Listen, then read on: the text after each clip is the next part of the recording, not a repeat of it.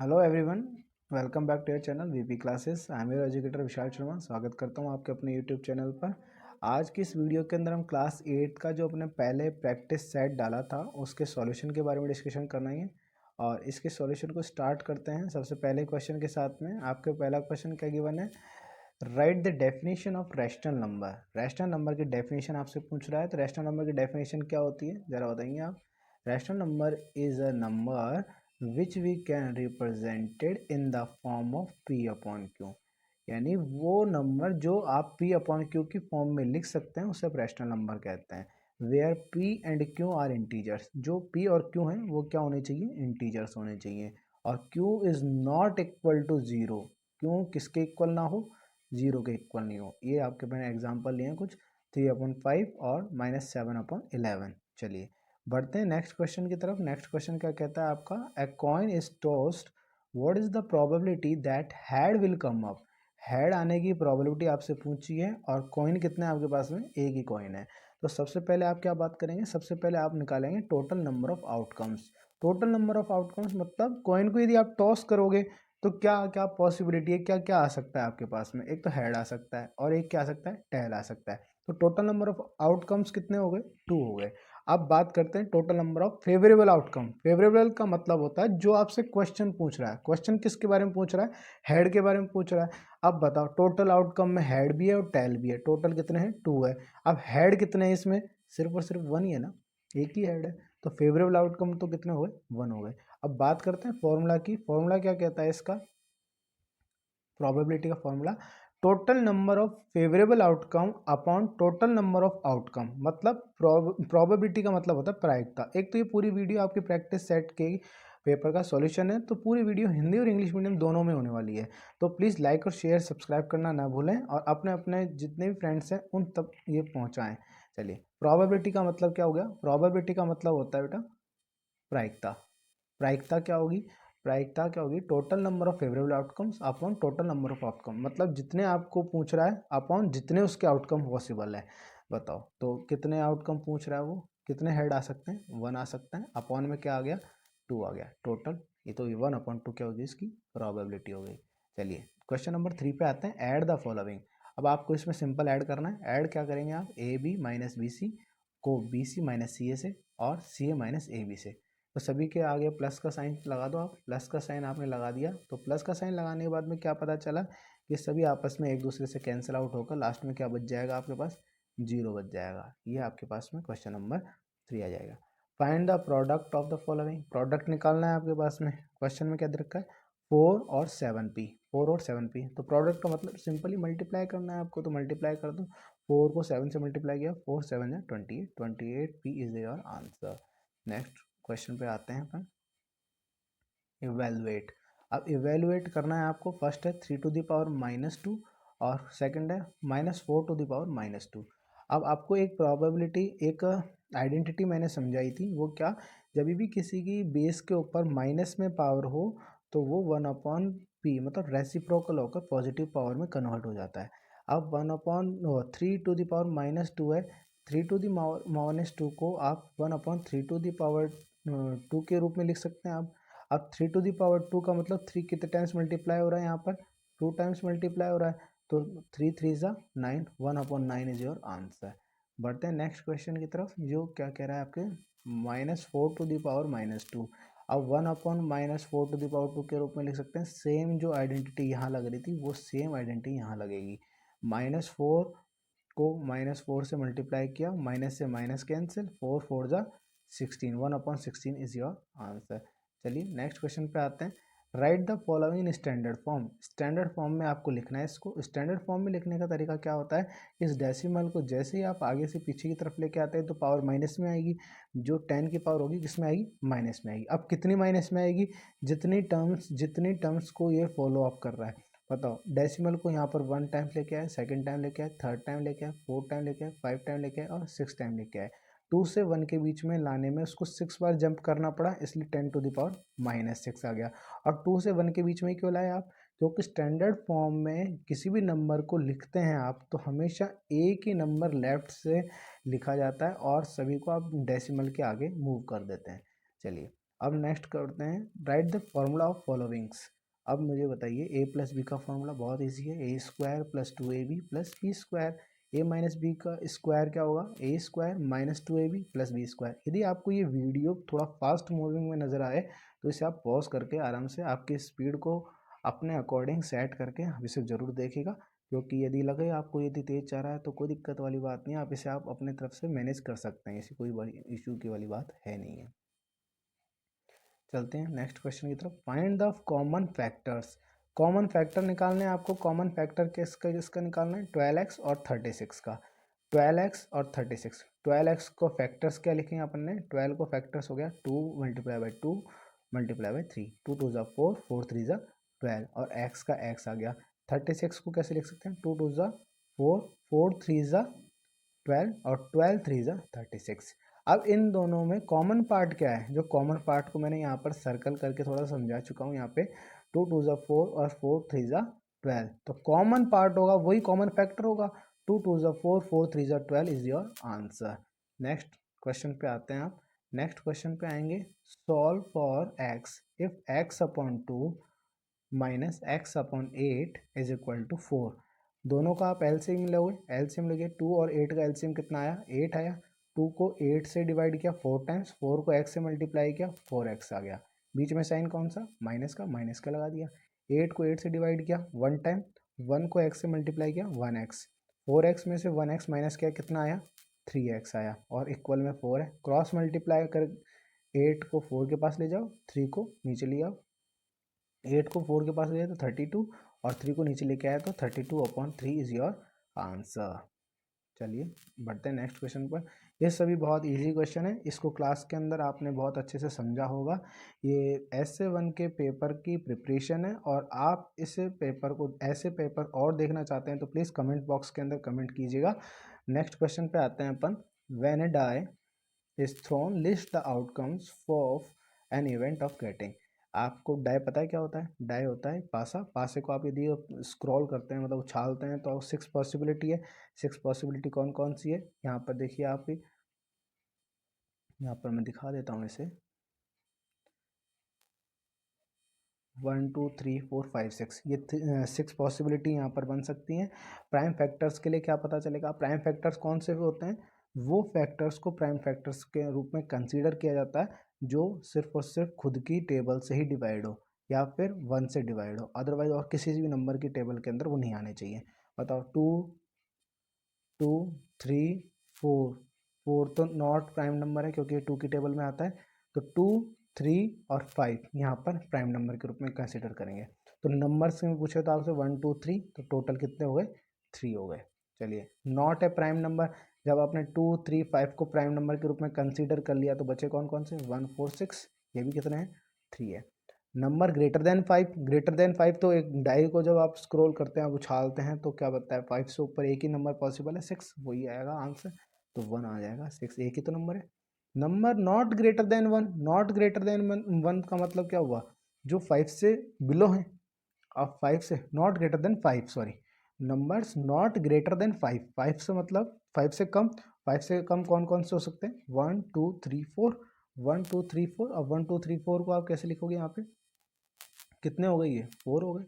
Define like terms और unlike terms, आपको define करना है लाइक टर्म कौन कौन सी होती है और अनलाइक टर्म कौन कौन सी होती है किसी भी एल्जेब्रिक एक्सप्रेशन के अंदर, यानी किसी भी बीजगणितीय समीकरण के अंदर। यदि आपको सेम वेरिएबल, एक समान चर वाले यदि कोई वेरिएबल नजर आए तो उसे आप लाइक टर्म के अंदर कंसीडर करते हैं। इसकी definition, those terms which has same variable in the algebraic expression is known as like term. जैसे 3x 5x और 9x, यहाँ पर मैंने दिखा दिया है, यहाँ पे आपको दिख गया भाई, 3x 5x माइनस 9x, तो ये क्या है, सब लाइक टर्म्स है। और यदि बताओ जब ये सेम वेरिएबल होगा तो लाइक टर्म्स, और सेम वेरिएबल नहीं होगा तो क्या होगा, अनलाइक टर्म्स। सिंपल सी बात है, सिंपल सी कहानी है। देखो यहाँ पे 3x माइनस 5y और माइनस 9 7z और 9p, ये आपके पास में अनलाइक टर्म हो गए। चलिए आगे बढ़ते हैं नेक्स्ट क्वेश्चन की तरफ। इवेलुएट, बढ़ते हैं नेक्स्ट क्वेश्चन की तरफ। इवेलुएट करना है 5/8 to the power -7, 8/5 to the power -4। इस क्वेश्चन को सॉल्व करने का तरीका आपको क्या बता रखा है बेटा, जब भी ऐसा क्वेश्चन आए तो पावर बेस को सेम कर दो। बेस यहाँ पर 5/8 है, यहाँ पर 8/5 है। बेस को सेम कैसे करेंगे, इसको रेसिप्रोकल करके।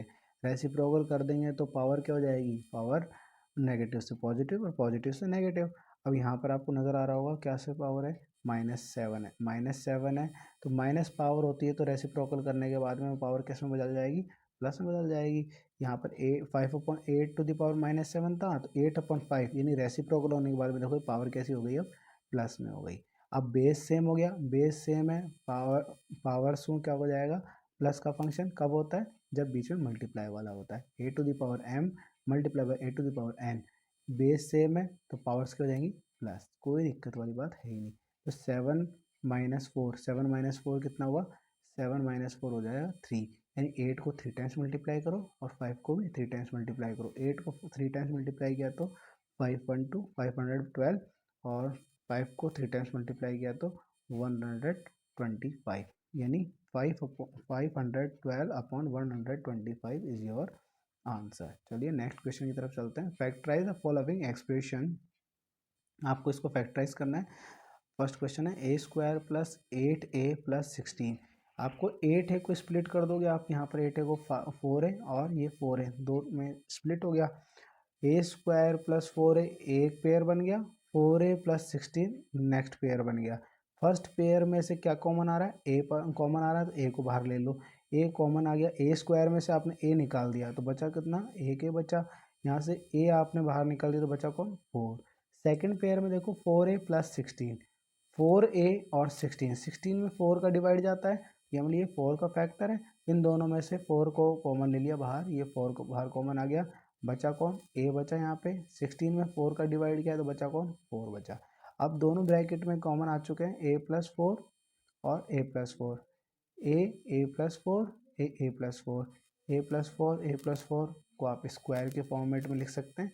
तो a + 4 का square is your answer. Find, एक बार इसके ऊपर स्क्रॉल कर लेते हैं।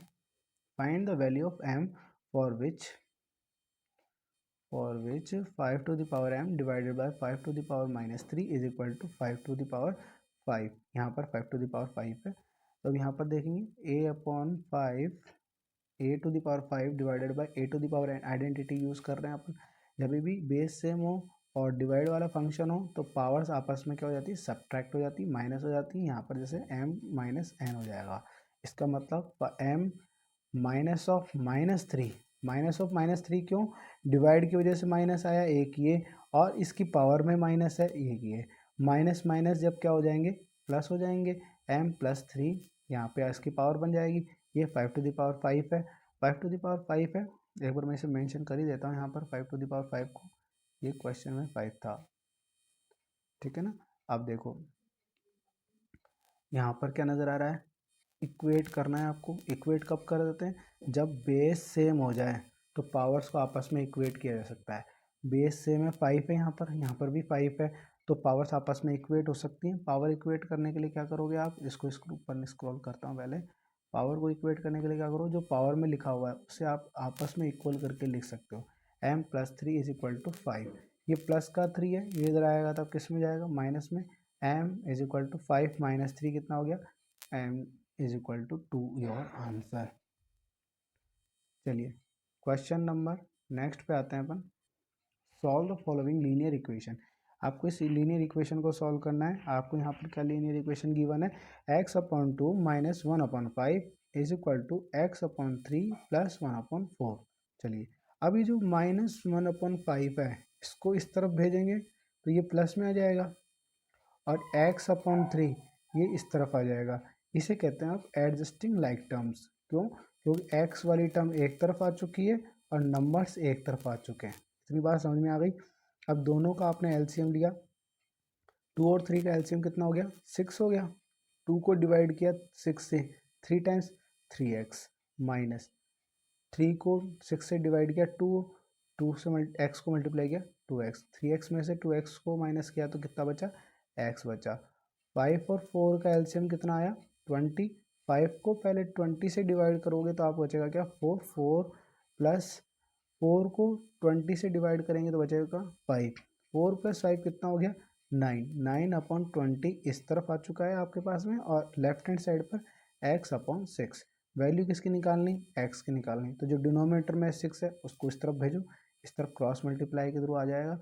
मतलब क्रॉस मल्टीप्लाई के थ्रू आएगा तो 9 × 6, 2 की टेबल से कट करो, 2 3 ज़ा 6 और 2 1 ज़ा 10, 2 1 ज़ा 2 0, 3/10 आ चुका। 9 3 को मल्टीप्लाई किया तो 27/10, 27/10 इज योर आंसर। एक्स की वैल्यू आपकी क्या जाएगी 27/10।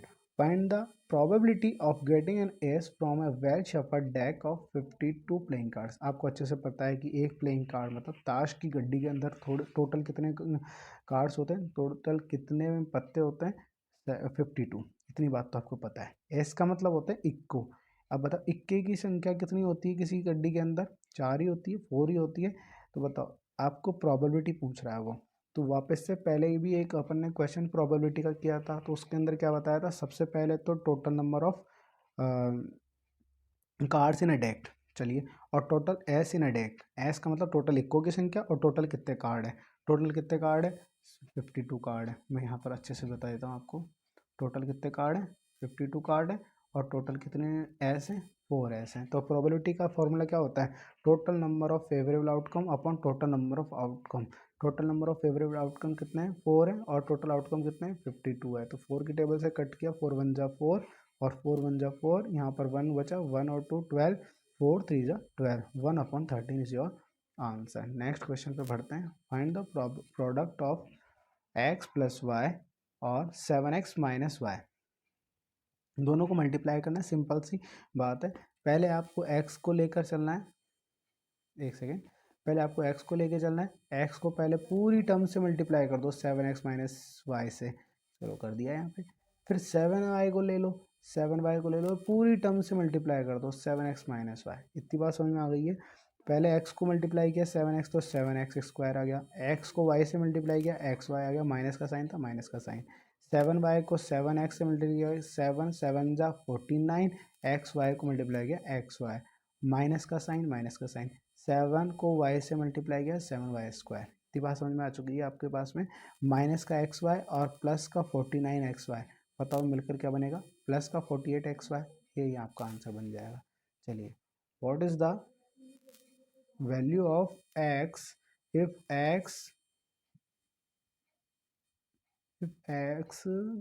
if 4/11 to the power x - 3 is equal to 4/11 3 - 2x। आपको क्वेश्चन गिवन है, तो सबसे पहले वही वाली बात, यदि बेस इक्वलेट हो रहे हैं तो पावर्स को इक्वलेट कर दो। बताओ बेस इक्वल है, बेस इक्वल है तो पावर को इक्वल कर दो। x - 3 इज इक्वल टू हो जाएगा 3 - 2x, x - 3 3 - 2x के इक्वल आ गया। अब x वाली टर्म को एक तरफ, नंबर्स को एक तरफ, माइनस का 2x इधर आएगा तो प्लस का 2x, और ये माइनस का 3 था इधर आएगा तो प्लस का 3। 2 और 1 मिलकर 3x बन गए, 3 + 3 कितना हो गया 6 हो गया। x की वैल्यू निकालनी है तो 3 को इधर लेके जाएंगे, 6/3, 3 की टेबल से कट किया, 3 1 ज़ा 3, 3 2 ज़ा 6, तो x की वैल्यू क्या आ जाएगी आपके पास में 2। इतनी बात समझ में आ गई है, बहुत बढ़िया बात है। ये क्वेश्चन बहुत ईजी था। नेक्स्ट चल रहे हैं, find n so that -3 to the power n + 1 multiply -3 to the power 5 is equal to -3 to the power 7। जब बेस सेम हो और तो पावर्स को आपस में मल्टीप्लाई, पावर्स जब बेस सेम हो और मल्टीप्लाई का साइन हो तो पावर क्या हो जाती है आपस में प्लस हो जाती है। इतनी बात समझ में आ ही रही है आपको। -3 to the power n + 1 और -3 to the power 5, मल्टीप्लाई का साइन है बीच में, तो पावर्स को सम कर दो। पावर्स में क्या है n + 1 + 5, तो n + 1 + 5 कितना हो गया 6, और -3 to the power 7। इतनी बात समझ में आ गई। बेस सेम है तो पावर्स को इक्वलेट कर दो, बेस सेम -3 तो पावर आपस में n + 6 इज इक्वल टू क्या हो जाएगा 7, n + 6 इज इक्वल टू 7। इधर देखो, यही 6 है प्लस का, इधर आएगा था माइनस का, 7 - 6 कितना हो गया 1, n is equal to 1 is your answer. Factorise करना है, और ये लगता है लास्ट क्वेश्चन है इस पूरे सेशन का। तो लाइक शेयर सब्सक्राइब ज़रूर करना, और यदि आपको लग रहा है थोड़ा फास्ट मूविंग था तो बिल्कुल आप इसको स्लो करके अपनी जो स्पीड है उसको कम कर कर आराम से देखना। थोड़ा सा बस समय का अभाव था, इस वजह से इस ऐसी वीडियो है। चलिए, आप फैक्टराइज करना है। फर्स्ट है आपको X square plus X Y plus 8x plus 8y। तो आपको दोनों को सबसे पहले पेयर बनाना है। क्या बनाना है? पेयर बनाना है। मैंने फर्स्ट वाले को और सेकंड वाले को, थर्ड और फोर्थ को एक पेयर बना लिया। अब फर्स्ट और सेकंड को पेयर बनाया तो दोनों से क्या निकल के आया? एक्स बाहर निकल के आया, एक्स आया बाहर, यहाँ से एक्स आया, क्योंकि स्क्वायर था ना, एक एक्स आपने बाहर ले लिया तो एक अंदर बचेगा, यहाँ से एक आपने बाहर ले लिया तो अंदर कौन बचेगा? वाई बचेगा। 8x प्लस 8y में से 8 आपने बाहर ले लिया तो बचा कौन यहाँ पे? एक्स, और बचा कौन यहाँ पे? Y. X plus Y bracket के अंदर आ चुका है तो एक्स को बाहर निकाल दो। यहाँ से कौन बचा? एक्स, यहाँ से कौन बचा? 8, एक्स प्लस 8। तो एक्स प्लस वाई और X plus 8 is your answer. यहाँ से देखो इधर, A X plus B X minus A Y minus B Y. अब यहाँ से x आपको नज़र आ रहा होगा फर्स्ट पेयर में, और सेकंड पेयर में y नज़र आ रहा होगा जो कॉमन है। x को आपने जब बाहर ले लिया, यहाँ पर कौन बचेगा? a प्लस का साइन, x को आपने बाहर ले लिया तो बचेगा कौन? b। माइनस का आपने y जब बाहर लिया तो यहाँ पर a बचेगा, और माइनस माइनस क्या हो जाएंगे? प्लस, और यहाँ पर b बचेगा। a प्लस बी और a प्लस बी कॉमन आ गया, बाहर आ गया, बाहर लिख दिया। x बचा यहाँ से, माइनस का y यहाँ से बचा, और x माइनस वाई इसका फैक्टराइज हो चुका है। तो ये थी आज की वीडियो। होपफुली आपको समझ में आया होगा, पसंद आया होगा। क्लास 8th का ऐसे 1 का प्रैक्टिस सेट पेपर था। आप यदि चाहते हैं कि ऐसे प्रैक्टिस सेट पेपर और आपके सामने प्रस्तुत हो और आपके सामने लेके आएँ, तो देखो आपको कमेंट बॉक्स में कमेंट करना है, और अपनी वीडियो को सब्सक्राइब करना है, लाइक करना है, शेयर करना है, ज़्यादा से ज़्यादा लोगों के तक पहुंचाना है, जिससे क्या होगा कि ये आपके लिए तो बेनिफिशियल होगा ही, हम जैसों को बूस्टअप मिलेगा और आपके लिए और अच्छी वीडियो लेके आऊँगा। चलिए, धन्यवाद, थैंक यू वेरी मच।